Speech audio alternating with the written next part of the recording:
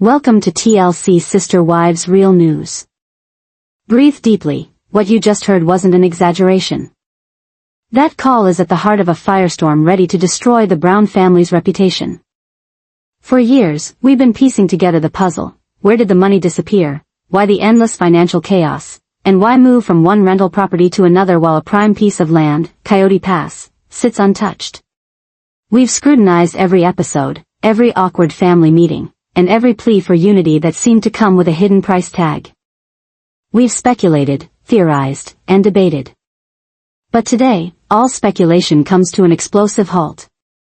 A straight-out bombshell just exploded Cody Brown's empire. This isn't TV family soap, this is cold, calculated fraud, and the proof is undeniable. A judge just ordered Cody to lose in a ruthless civil trial, pummeling him with a $2 per million penalty after a hidden tape, the very same audio you just heard, was aired in open court. The judge's words were graphic, a calculated and deliberate act of fraud. This is the story you've been waiting for, the affirmation of every question you ever asked. The truth isn't just shocking, it's astonishing. To comprehend the scale of this $2 per million verdict, we need to roll back, not just the tape, but the entire fiscal history of the Brown family. What this new evidence suggests is chilling. The chaos you've seen on TV wasn't a mistake, it was the strategy. Remember their precipitous move from Lehi, Utah? Allegedly to escape an investigation for anti-polygamy that never materialized, that move sold off their most prized possession and unsettled their finances. Then Las Vegas. There was stability for a time. They built 4 beautiful homes on a cul-de-sac, each wife in her own space and feeling of ownership. But Cody was never satisfied. When the housing market crashed, he sold those homes, profiting what we were supposed to believe was seed capital for their utopia at Coyote Pass. And this is where the narrative splits in half. The official story, the one TLC spoon-fed us, was one of a family attempting to make a dream work. But what we're learning now is far more sinister. They purchased Coyote Pass for $820,000, a paper-perfect investment, but then it sat vacant for years with nothing built. Instead, money went down the tubes on rentals. Janelle lived in an RV. Christine was crammed in a house she hated. Mary was by herself. Robin and Cody had a house worth $1 million while the rest of the family was asked to sacrifice. We were led to believe this was poor planning, Cody's lofty vision smacking into reality. But what if this wasn't poor planning? What if the money mess was a cover story, hiding millions being siphoned off somewhere else? That's the crux of the lawsuit that just imploded in Cody's face. The plaintiffs accused him of not only mismanagement but of running a financial shell game. And now, the evidence confirms it. Insider reports within the last 48 hours paint an eye-opening scenario. While not yet court filings, the revelations are consistent with the judge's ruling. The problem seems to be rooted in the corporate family setup. We know all about Cody Brown Family Entertainment LLC, the so-called clearinghouse for TLC payments. But what we're hearing is that was just the tip of the iceberg. Below it lies a maze of LLCs, Patriarch Properties, Dabsark Holdings, an acronym for Dayton, Aurora, Brianna, Solomon, Ariella, Robin, Cody, and the enigmatic CP Development Group LLC. On paper, they sound ordinary, asset management and liability shields. But insiders suggest a darker motive, to secretly move money around, creating a financial labyrinth even the other wives couldn't decipher. Janelle, the long-portrayed family bookkeeper, increasingly expressed confusion and frustration about their finances. Was she deliberately kept in the dark as money was funneled through these LLCs, where Cody and Robin had total control? The suit was not from a wife. It was from a third-party investment group retained in the original Coyote Pass deal. Cody had sold them on a vision, greater than just a family compound, but a community open to polygamy with rental cabins, party spaces, and plenty more. A dream project on paper, but behind it, our sources say a money-making maze. The dominoes are falling, and the story that TLC never told is at last within reach. What was initially read as dysfunction and poor planning can now be understood as something much more intentional, and much more horrid. Cody sold the investors a dream, and they reportedly put up a lot of money, over $2 million, says sources, to help get Coyote Pass off the ground. That money was to be held in an escrow account at the hands of CP Development Group LLC. The investors were led on for 2 years. Cody blamed setbacks caused by zoning issues, city permits, and family disputes, the same excuses audience members had seen on TV. Tired of being strung along, the investors then hired a forensic accountant. What they discovered, or rather were unable to find, was their money. It had vanished from the LLC's account. There was no evidence to be found. Cody's defense tried to account for the money being spent on legitimate pre-development costs, including surveys, architectural drawings, and lawyers' fees. He brought stacks of paperwork, a snowstorm of bills and receipts, designed to confuse and intimidate. His lawyers maintained it was an investment gone sour due to unexpected circumstances. It was a classic he said, she said situation, until the recording surfaced. The telephone recording turned everything around. Its origin is unclear, although the story goes that someone anonymously sent it to the attorneys for the plaintiff weeks in advance of trial. The tape was a game changer. Experts had confirmed that the voice on the tape was conclusively Cody, 99.8% voice print match. The words sent a chill down one's spine, just move the money before they see it. Not invest the money, not spend money on development, move it. It was an instruction to conceal money. Who were they? The government asserted it was the investors, who Cody knew were suspicious and about to demand an accounting. But there's also a darker rumor, that they could include Mary, Janelle, and Christine. The timing of the phone call is especially significant. It came shortly after the last Las Vegas residence had sold, when family coffers were flush with cash from those sales and investors' money. That was also when Cody and Robin paid the down payment for their Flagstaff mansion, and it brought down the wrath of the other wives who had been hoping money would be invested in developing on Coyote Pass. The tape suggested a planned, calculating plot to obtain money for himself and Robin before the rest of the family. Subpoenaed bank records confirmed the link. Within less than 2 hours after receiving the call, wire transfers totaling $2.44 million poured from the CP Development Group account to Dabsark Holdings, Robin and her children's LLC. From there, the trail went cold, likely shifted into some other shady report, but the connection was definite. The instruction on the tape matched perfectly to actual financial activity. The smoking gun was hot to the hand. Drama in the courtroom. Cody Brown entered smugly, flanked by expensive lawyers, as a victim of greedy partners. Robin stayed back surprisingly, reportedly being told not to risk being called as a witness under subpoena. Cody's defense seemed strong for the first few days. Graphs, charts, and financial jargon articulated a wall of complexity, attempting to establish reasonable doubt. But after that, the plaintiffs played their final hand, the audio recording. The courtroom exploded into an immediate shift. Cody's lawyers protested, but the judge overruled them. The attorney asserted that the tape synchronized with the wire transfers on the same day. As the tape played, Cody's face reportedly went pale. His swagger was replaced. He leaned forward, whispering desperately to his lawyer, who could only shake his head. The courtroom gasped when his own words came back at him, just move the money before they see it. The eyes of all the jurors and onlookers turned on him. Cody's charade crumbled in that moment. For the first time, he looked just what the plaintiffs had testified to, a man trapped in willful fraud. Attempts by his lawyer to discredit the tape were reported to have been unsuccessful, leaving Cody exposed in court. Cody's defense tried to interpret the tape out of context as a harmless instruction regarding logistics and that move the money was a neutral instruction. The prosecution responded with a damning timeline created by their forensic accountant. At 10:15 a.m. The phone call had been made. By 11:30 a.m. The first in a series of 3 wire transfers of $800,000 was initiated from account A to account B. At 12:05 p.m. The second transfer of $950,000 was initiated. By 12:45 p.m. The third and last transfer of $650,000 had been initiated. The total amount of $2.4 million was transferred from an account to which investor money belonged into an account held by Cody and Robin alone, bearing their children's name.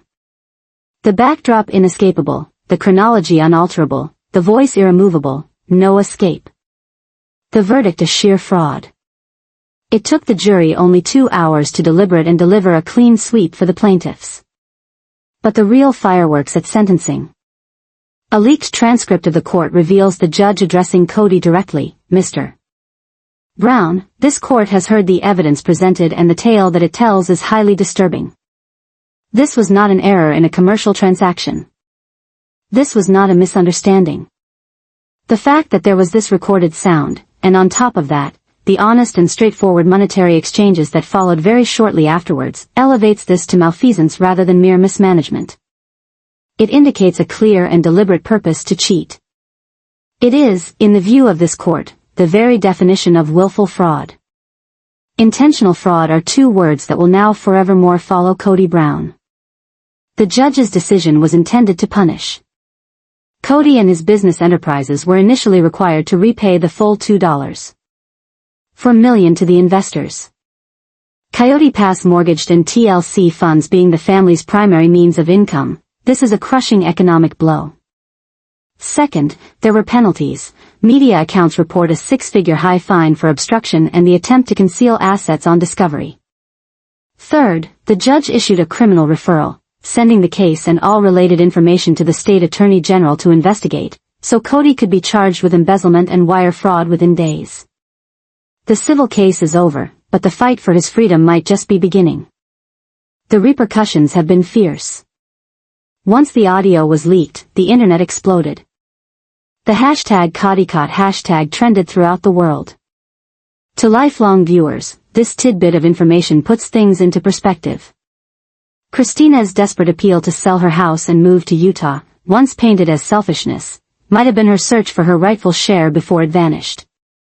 Janelle, in an RV, and Mary, isolated and alone, were most likely consciously aware at some level that the family's finances were in chaos.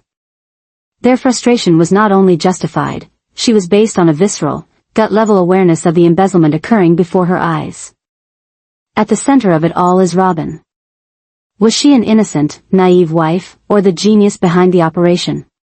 That the money went into an LLC held in her and her children's names is highly incriminatory. Showing that the purpose was not merely to pad Cody's purse but to provide for prosperity to a privileged family unit above the others. A judge has ruled, a fine has been levied, and a reputation has been ruined, but the tip of the iceberg is all that. The civil suit has opened up a door that Cody Brown closed over a decade ago, and the questions are now bigger and scarier than ever. In part 2 of this investigation, we're digging deeper. Who answered the other phone? Where did the $2.4 million actually go? Was Dabsark LLC merely a detour? What does TLC know about it? And most importantly, what criminal charges are possible for Cody and what would prison time mean for the Brown family's future and the Sister Wives show? We are experiencing this scandal in real time, and we will be here linking each dot. The repercussions for Cody Brown's scandal continue to grow, and the story is only just beginning. In part 1, the bombshell was dropped. An intimate audio recording recorded Cody saying, "It's simple. Shuffle just the money before they can see it." That led to a $2.4 million civil judgment, a judge finding him guilty of willful fraud, and a criminal referral that could put him in jail. A decade of financial dishonesty was revealed under the hashtag CodyCott. Part 2 delves even further now. The big question that hung in viewers' minds after the first report was, who was on the phone at the receiving end? Cody's lawyers presented their argument to the court that it was a financial advisor, giving a legitimate instruction. But confidentiality and timing killed that alibi. A reliable informant within the family now charges Cody with talking to a family member, a very loyal and finance-savvy person to Robin's brother, Paul Sullivan. The audience does not know much about Paul Sullivan, but those who have been tracking the business dealings of the family know that he has been operating in the background for a long time. Public records show that he was an officer of some of the Browns' early, now shuttered businesses, including their My Sister Wives Closet jewelry store. He's a business school graduate, acquainted with LLCs, and Robin's relative. Presumably, after they moved to Flagstaff, Paul became Cody and Robin's covert money man. As Janelle got shut out of the money pipeline, Paul was brought in to oversee clandestine transactions. He was the perfect cutout, relatives he could count on, not accountable to TLC oversight, and capable of navigating the maze of LLCs he purportedly created. Listening to the tape from this perspective is an eye-opening experience. Cody is not giving a command to a subordinate, he is speaking to a partner in crime. Just move the money before they see it is now a tactical order between two parties executing an agreed-upon plan. It suggests conspiracy, not desperation. Cody and an insider family member systematically moving funds to secure capital for Cody, Robin, and her children. The Dabsark Holdings LLC, named after Robin's children, now becomes understandable. It was not a nod, it was the secure holding facility, operated by Robin's brother, for the stolen money. This leads us to the next horror question. If Dabsark Holdings was only the destination stop, then what then did the money sit from there? In fiscal scams, stolen money is not often kept in the first account. Forensic accountants mapped out the $2.4 million to Dabsark Holdings for the purpose of proving the fraudulent transfer in court. However, according to our sources, the money was shortly thereafter moved out again to make it essentially irretrievable. It is unclear, was money traded for gold, cryptocurrency, or sent overseas to an account meant to be incognizable? The true final destination of the money remains one of the most shocking aspects according to sources. Cody Brown's scheme is far more brazen than previously thought. The stolen funds were allegedly used to acquire a struggling business that Cody personally loves, a firearms and tactical gear company, which we'll refer to as Patriot Freedom Armory. The mechanics of this alleged crime are sophisticated. Paul Sullivan, Robin's brother, supposedly did not spend the Dabsark money on buying the business outright, as it would have been too easy to follow. Instead, an unobtrusively dressed proxy purchased the company for cash, and Cody and Robin secretly owned it. The business was already troubled, and its cash-heavy business model, including gun show sales and internet parts distribution, made it an ideal money laundering vehicle. The concept is that the $2.4 million stolen was laundered into the business, where it was gradually circulated back into the Browns' clean finances as clean profit. Cash injections from gun shows would be easy enough to label as profits, the guise of legitimate income. This explains the interest in guns by Cody, frequent gun show trips presented as family activities, and his other business enterprises like Codyman Hairspray, perhaps distractions from the real business. The continuous financial need and importuning for additional money from the wives are consistent with the need to finance a business dedicated to laundering proceeds from stolen money. This was not a crime of passion. It was a continued scheme. The role of TLC enters the picture. Sister Wives, which was produced by Truly Original, the Browns production company, and owned by TLC, filmed the Browns for over a decade, getting hundreds of hours of their financial troubles. How did they not recognize the criminality? A past production assistant, who will be referred to as Alex here, claims that producers saw the discrepancies and were instructed by network executives to concentrate on dramatic emotion, not money. Alex states that producers were told to shoot fights and marital arguments but to sidestep inquiries concerning bank records or the budget for Coyote Pass. Alex recalls, "We all knew Cody was full of it. When a producer once asked for paperwork, he flat out blew up.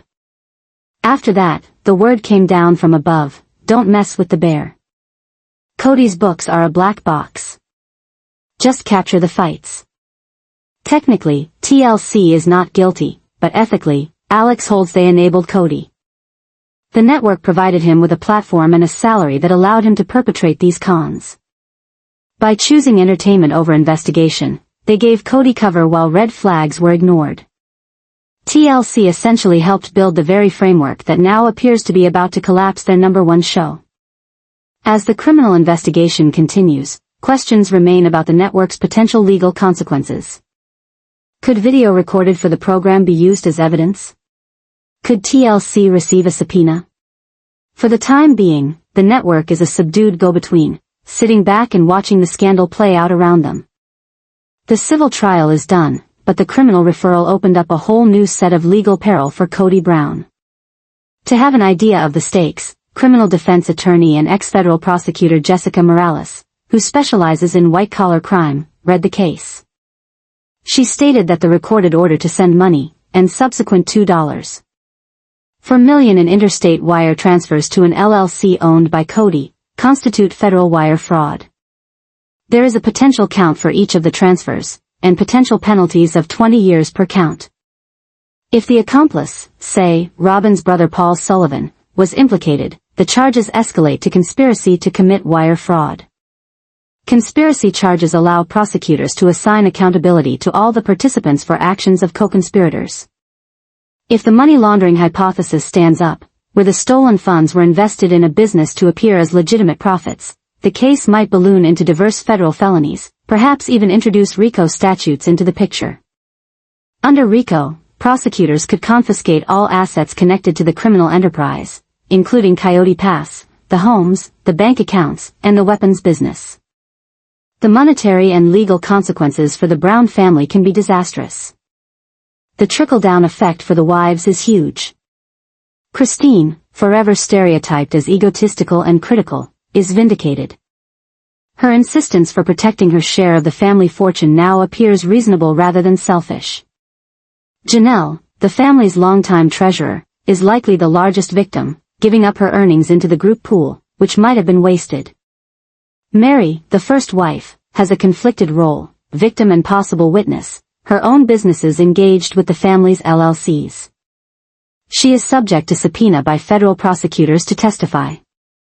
And then there is Robin, whose children's names appear on Dabsark Holdings, the LLC to which the theft proceeds were paid.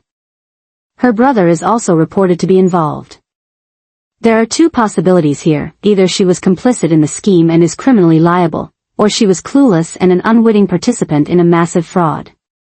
Either way, federal authorities will regard her as a significant beneficiary and will require her cooperation in their investigation. The tale that started with a short audio recording now has unwound into a grand epic of greed, conspiracy, and deception.